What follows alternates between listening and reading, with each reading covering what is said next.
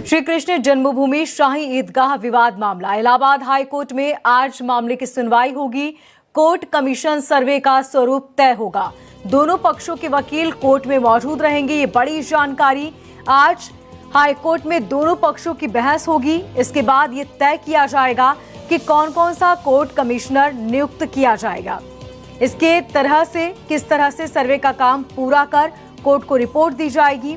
मयंक कुमार की single bench इस मामले की सुनवाई करेगी। मंदिर पक्ष के साथ ही मुस्लिम पक्ष के वकील भी कोर्ट में रहेंगे।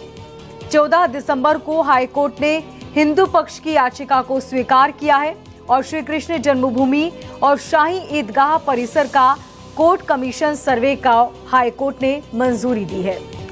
ज्यादा जानकारी के लिए हमारे संवाददाता मुमताज अहमद हमारे साथ फोन लाइन पर बने हुए हैं। मुमताज, सबसे पहले आपसे समझना चाहेंगे कि किन बिंदुओं पर आज सुनवाई हो सकती है।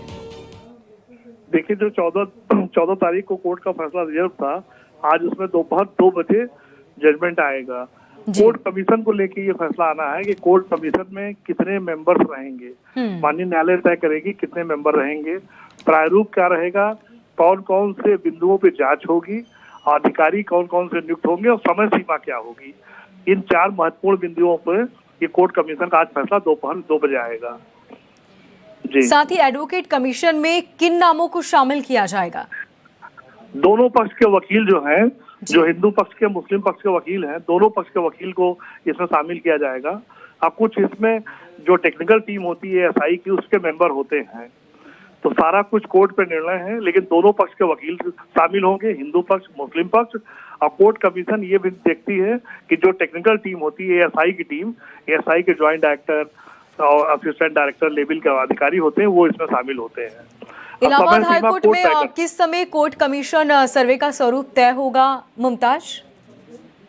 2 बजे दिन में फैसला आना है। आज दोपहर दिन में 2 बजे फैसला आना है। ये बड़ा फैसला है, इसमें सबकी निगाहें हैं और हम लोग भी ये कोशिश करने लगे हुए हैं कि 2 बजे आ जाए। और जो जजों का, जो माननीय न्यायालय का जो फैसला आता है, उसमें ये देखा जाता है कि दोनों तरफ से बैलेंस हो। और एएसआई की एक टीम होती है, जो बड़े अधिकारी होते हैं शामिल, जो इसमें टेक्निकल चीज देखते हैं कि क्या है इसमें, और समय सीमा कोर्ट तय करती है कि कितने दिनों में फैसला हो जाए। बहुत शुक्रिया तमाम जानकारी के लिए। और मथुरा से हमारे संवाददाता मोहित शुक्ला हमारे साथ जुड़ चुके हैं। मोहित, सबसे पहले बताएं कि मथुरा से कितने पक्षकार इलाहाबाद के लिए रवाना हुए हैं? देखिए, अगर मथुरा की बात करें तो मथुरा से मुख्यतः महेंद्र प्रताप सिंह, उनके साथ कई सारे 7 से 8 पक्षकार हैं। इसके अलावा एक योगेश भारद्वाज और उनके भाई, ये कई सारे ऐसे लोग हैं जो यहाँ से इलाहाबाद के लिए रवाना हुए हैं। और इस टोटल इसमें 18 मुद्दई हैं जो हिंदू पक्ष की तरफ से शामिल हो रहे हैं। इसके अलावा मैं आपको बताना चाहूँगा कि पूरे मथुरा शहर में सुरक्षा व्यवस्था बढ़ाई गई है। इसके अलावा हर किसी को इंतजार है कि जब 2 बजे से इस पूरे केस की सुनवाई होगी, उसके बाद क्या कुछ प्रारूप तय होगा, किस हिसाब से पूरे सर्वे की प्रक्रिया होगी और कोर्ट कमीशन आधारित ये जो सर्वे होगा उसमें किन किन चीजों को अपनाया जाएगा। और सबसे बड़ी बात यह है कि जो मुद्दई हैं उन्होंने साफ तौर पर, महेंद्र प्रताप सिंह की मैं बात कर रहा हूं, महेंद्र प्रताप सिंह ने साफ तौर पर ये कहा है कि जब उन्होंने ये अपील लगाई है कि इसमें एएसआई के सर्वे की उन्होंने मांग की है, साथ ही उन्होंने वीडियोग्राफी और फोटोग्राफी की भी मांग की है, क्योंकि उनको ये कहीं ना कहीं इस बात का संदेह है कि जो दूसरा पक्ष है, जो मस्जिद कमेटी के लोग हैं, वो कहीं ना कहीं साक्ष्यों से छेड़छाड़ कर सकते हैं। उन्होंने कहा कि जब कोर्ट कमीशन के अधिकारी इसमें अंदर दाखिल हो तो उस समय इस पूरे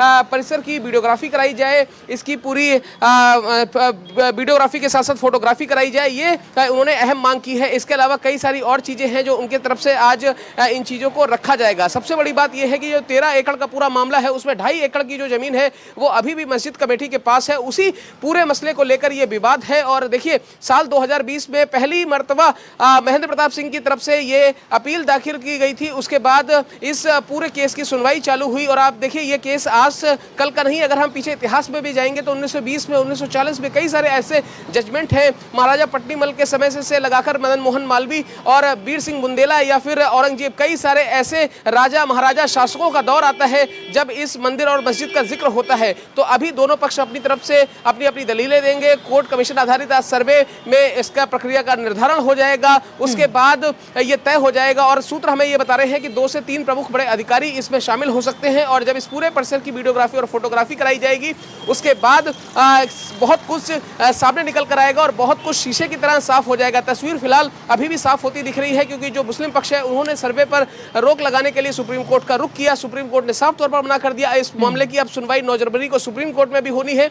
तो चाहे हाई कोर्ट हो या फिर सुप्रीम कोर्ट हो या फिर मथुरा हो, हर तरफ सरगर्मियां बढ़ी हुई हैं। ठीक मोहित, आप नजर बनाए रखिएगा, आपसे अपडेट लेते रहेंगे। फिलहाल बहुत शुक्रिया तमाम जानकारी के लिए।